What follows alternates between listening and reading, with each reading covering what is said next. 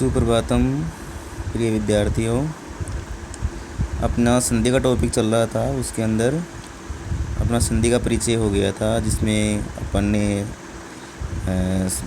संधि के भेद पढ़े थे। संधि के भेद पढ़ने के बाद में स्वर संधि के भेद पढ़े अपन ने। तो स्वर संधि के भेदों के अंदर आज अपन उनके उदाहरण सहित अपन पढ़ेंगे। तो देखिए, सबसे पहले अपन आज स्वर संधि में जो दीर्घ संधि है उस संधि के विषय में पढ़ेंगे।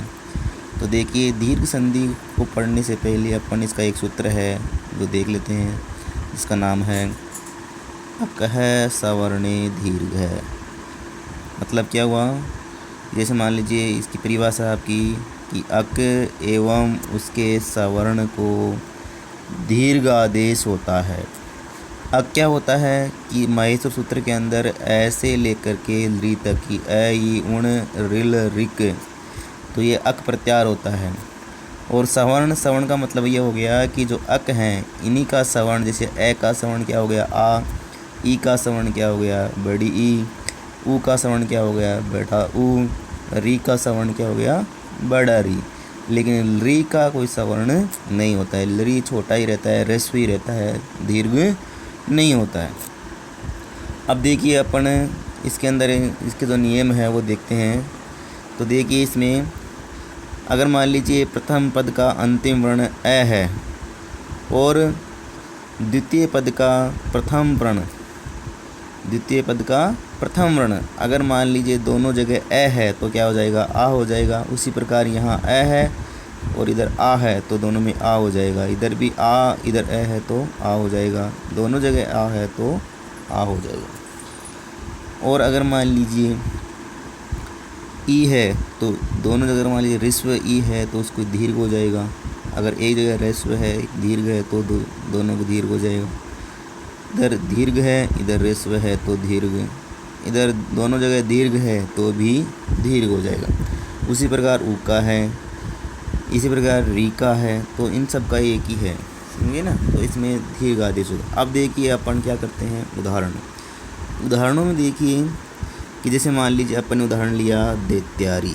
क्या लिया दैत्यारी। अब दैत्यारी जैसे मान लीजिए का संधि विच्छेद करेंगे तो क्या हो जाएगा दैत्य धन अरी। दैत्य का मतलब क्या हो गया, राक्षस जो होते हैं, दैत्य जो होते हैं वो दैत्य, अरी यानी होता है शत्रु। यानी दैत्यों का जो शत्रु है, राक्षस का जो शत्रु है, राक्षस के शत्रु कौन है भगवान श्री कृष्ण, भगवान श्री हरि। तो इनके जो शत्रु हैं उनका नाम क्या है दैत्यारी।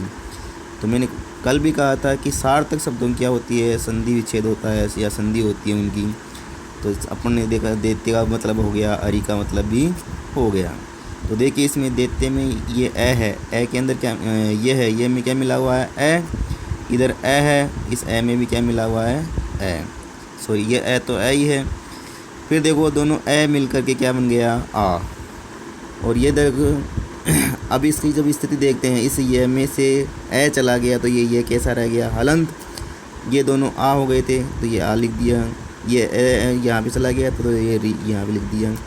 अब इनको मिलाएंगे, ये हलंत है और आ इसे मिल जाएगा तो ये या बन जाएगा और ये री दैत्यारी ऐसे किसी रूप में बन जाएगा। इस प्रकार देखिए कविश है, कविश का मतलब होता है कि कवि धन ईश है। ये तो इसका संधि विच्छेद हो गया। इसका मतलब ये होता है कि कवियों का जो ईश है, कवियों में जो श्रेष्ठ हैं उसके लिए क्या कहा जाता है कविश है। तो देखिए, इसमें कवि धन ईश है। इस कवि में वी में क्या मिला हुआ है ये ई, और इधर बड़ी ई है। तो मैंने क्या कहा था, अगर छोटी हो चाहे से बड़ी हो, सब दोनों जगह क्या हो जाएंगी, अगर समान स्वर हैं तो क्या हो जाएगा वहाँ पर स्वर्ण दीर्घ हो जाएगा। तो यहाँ पे देखिए ये दोनों ई मिलकर क्या हो गई बड़ी ई। कव धन ई धन शह क्या बन जाएगा कवि सह। इसी प्रकार देखिए अगला उदाहरण अपना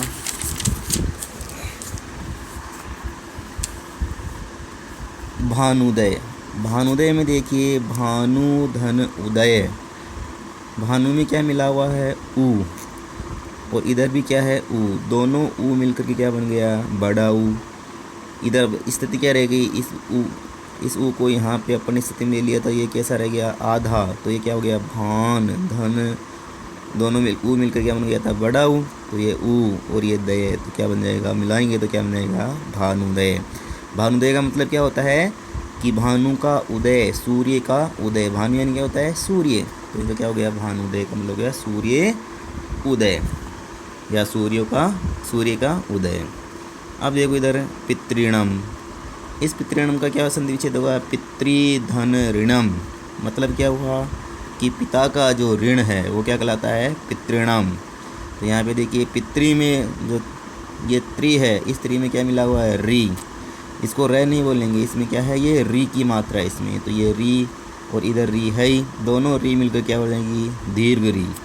स्थिति क्या हो जाएगी, पित धन री धन णम, मिलाएंगे तो क्या हो जाएगा, पितृणम। तो ये आपकी क्या हो गई, दीर्घ संधि कंप्लीट।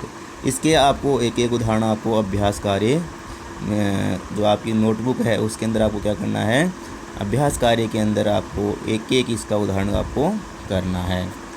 कल मैं आपको क्या बताऊंगा, गुण संधि, और हो सके तो एक दो संधि इसके साथ में और जोड़ दी जाएगी। Thank you.